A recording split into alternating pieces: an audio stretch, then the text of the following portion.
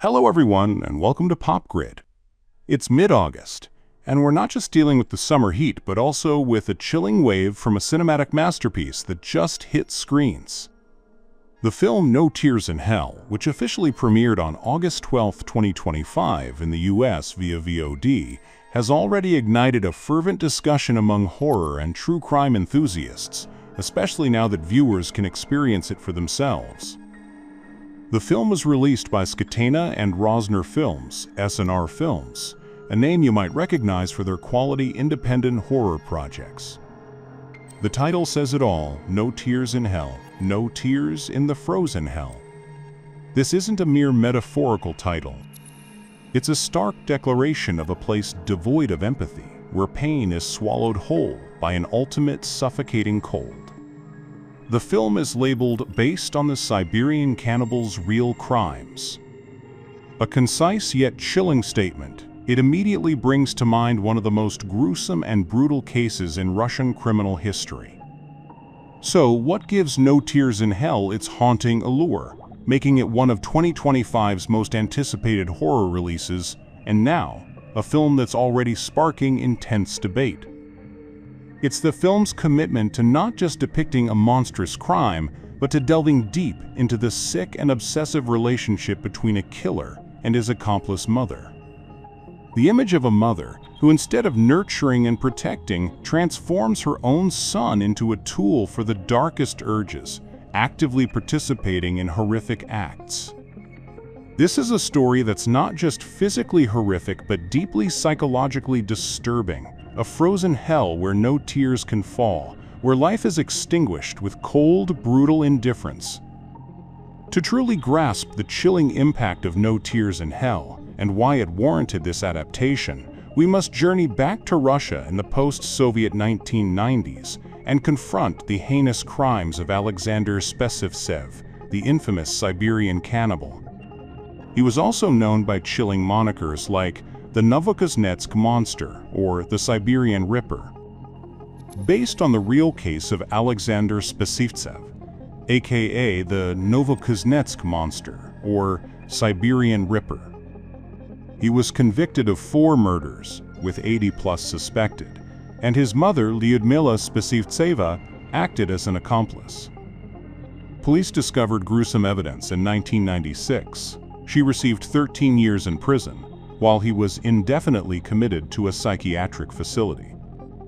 Let's delve deeper into this horrific background. Alexander Spesivtsev was born in 1970 in Novokuznetsk, an industrial city in Siberia.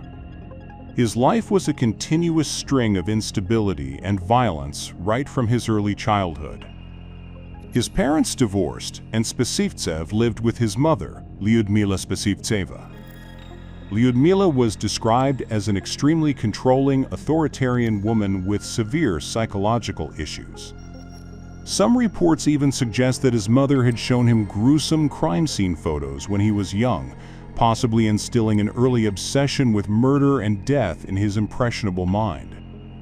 This toxic family environment, devoid of genuine affection but overflowing with control and obsession, fostered the seeds for his subsequent horrific crimes, shaping Alexander Spesivtsev into a twisted and distorted personality. Starting in 1991, Spesivtsev embarked on a horrifying spree of abductions, tortures, rapes, and murders. He stands as one of the most brutal serial killers in Russian history. His victims were often vulnerable women and children, marginalized figures in society, especially within the chaotic context of post-Soviet Russia. He lured them into his apartment in Novokuznetsk, transforming it into a personal torture chamber.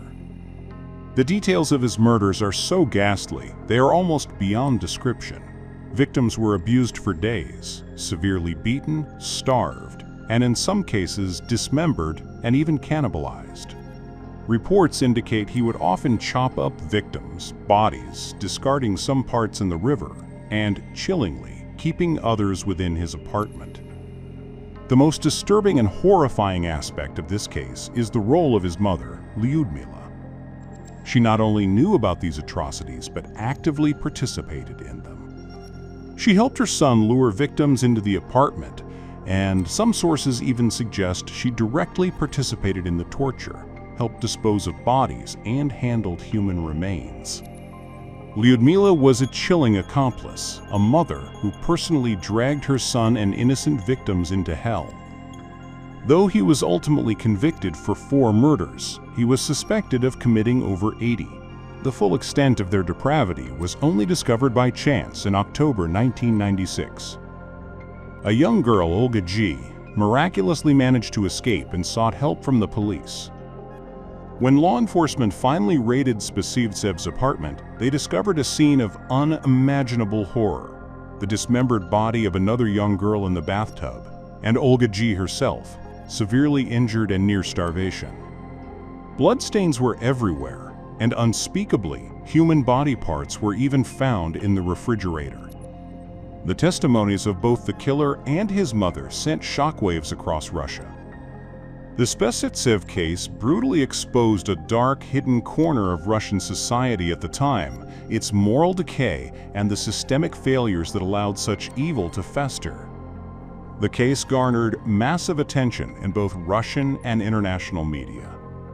As for their fates, Spesivtsev was committed to indefinite psychiatric treatment in a special mental hospital in Volgograd, while his mother was sentenced to 13 years in prison for her complicity. Given such a gruesome and heartbreaking story, how did No Tears in Hell choose to narrate it, and why is it already generating such significant buzz and critical attention now that it's available to watch? The film stars Luke Baines as the killer and Gwen Van Damme as his domineering mother, with Tatiana Marjanovic, Audrey Neal, Gabriella Westwood, and Eric Fellows in supporting roles. Written by Michael Casey, from a story by Alexander Spesivtsev. Released on VOD US, August 12, 2025, via Skatena and S&R Films. Luke Baines, known for his ability to portray complex and disturbed characters, delivers a truly haunting Sergei, bringing a chilling depth to the character that viewers are already discussing. And Gwen Van Damme, a veteran actress, embodies Elena, the outwardly charming yet utterly wicked mother. Her portrayal of a mother who transforms her own son into a tool for the darkest urges is already being lauded as a standout performance.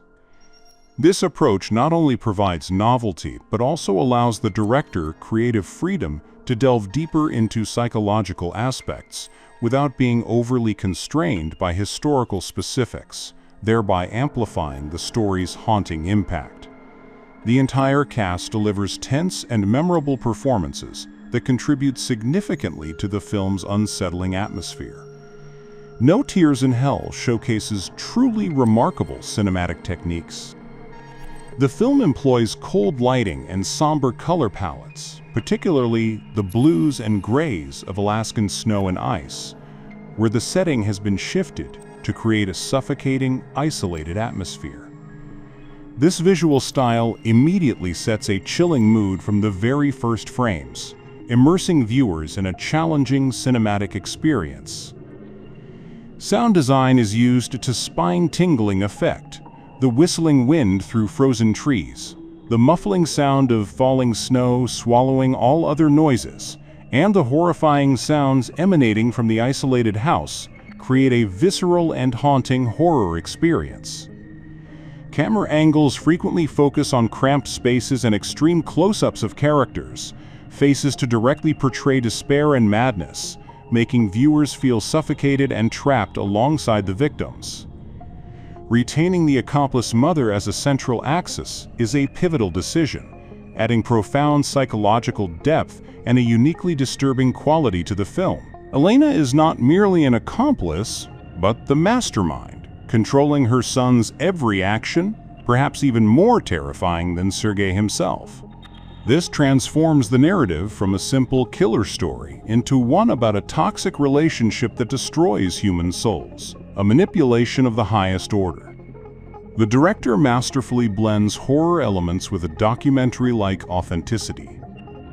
Despite being a horror film, the bone-chilling realism stemming from the setting, performances, and cinematography makes viewers feel as if they are watching a true crime documentary but wrapped in an unforgettable, haunting horror veneer. The screenplay, as mentioned, was written by Michael Casey, from a story by Alexander Spesivtsev, two names who have shown keen insight in adapting challenging true stories, further solidifying this approach.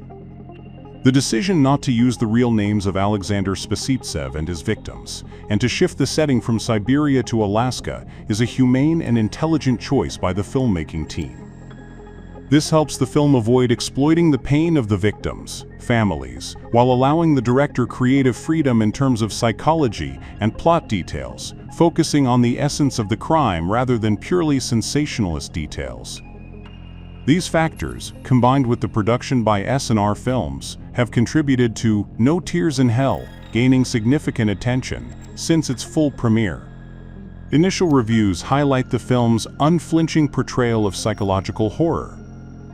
From a criminal psychology perspective, the Alexander Spesivtsev case and how No Tears in Hell portrays it offers chilling insights into the nature of evil and, simultaneously, raises crucial questions about the impact of true crime films.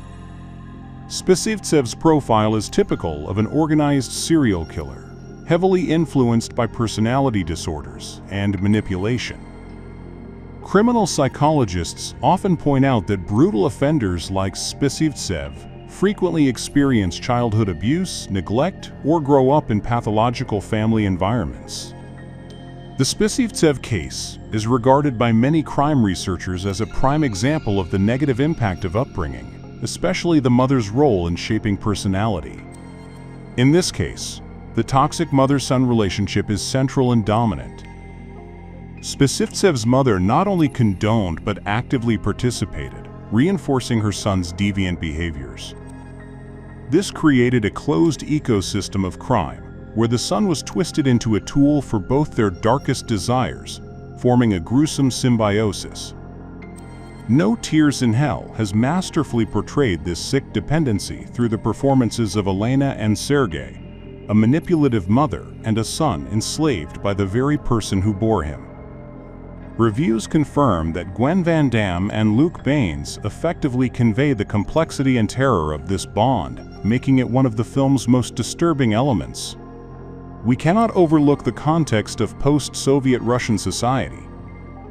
This period saw economic instability, moral decline, and deficiencies in the legal system, providing fertile ground for violent crimes to flourish. A chaotic environment, lacking societal oversight and care, can also be a factor in fostering the emergence of brutal criminals.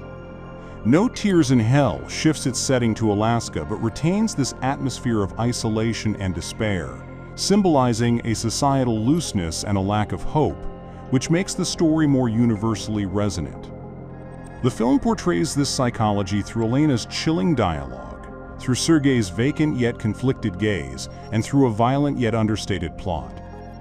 It forces viewers to ask, what creates such monsters in human form? No Tears in Hell is not just a horror film but a prime example that sparks eternal debates about the true crime genre. Does making films about killers inadvertently mythologize them, transforming them into alluring villains on screen? We've seen this in works like Extremely Wicked, Shockingly Evil and Vile, about Ted Bundy, or more recently, the Dahmer series on Netflix. These films are sometimes criticized for focusing too heavily on the killer's perspective, causing audiences to lose sight of the victims' suffering. However, the benefits of making films based on true cases cannot be denied. We can educate the public about warning signs, alert society to its dark underbellies, and crucially, analyze criminal psychology to understand causes and prevention methods. No Tears in Hell does this well by focusing on the mother's role and the isolated environment, rather than just raw, explicit violence. Conversely, risks remain. Victims can be exploited, their families forced to relive their pain. And some killers might gain notoriety in a distorted way. This demands immense responsibility and sensitivity from filmmakers. Based on early viewer reactions and critical commentary, No Tears in Hell seems to have successfully balanced horror elements with psychological depth, earning praise for its nuanced approach. In summary, No Tears in Hell is a powerful and haunting film, poised to be a significant work in the 2025 true crime horror genre. In my view, this film has indeed strived for that balance. It doesn't glorify the crime. Instead, it serves as a chilling alarm about the decay of the human soul and the destructive nature of toxic relationships. It compels us to reflect on the essence of evil, on the societal and familial factors that can lead to horrific tragedies, rather than merely sensationalizing gore. This is a commendable and necessary approach that truly sets it apart. I recommend this film to anyone who enjoys psychological horror, true crime, and wishes to delve deeper into the darker aspects of human nature. It promises a profound and deeply unsettling cinematic experience. Conversely, if you are faint of heart, easily disturbed by violent imagery, or prefer not to engage with overly grim and psychologically heavy stories, you might want to consider carefully before watching. Finally, a question I'd like to pose to all of you. Now that No Tears in Hell has been released, what are your thoughts on how true crime horror films impact our understanding of real-life events? Do they effectively educate us about crime, or do they primarily serve as a form of entertainment that potentially exploits fear and the suffering of others? Please share your comments below, along with your thoughts and feelings about No Tears in Hell or the true crime genre in general. Don't forget to like, share, and subscribe to the channel so you don't miss our upcoming in-depth film analyses. See you in the next video.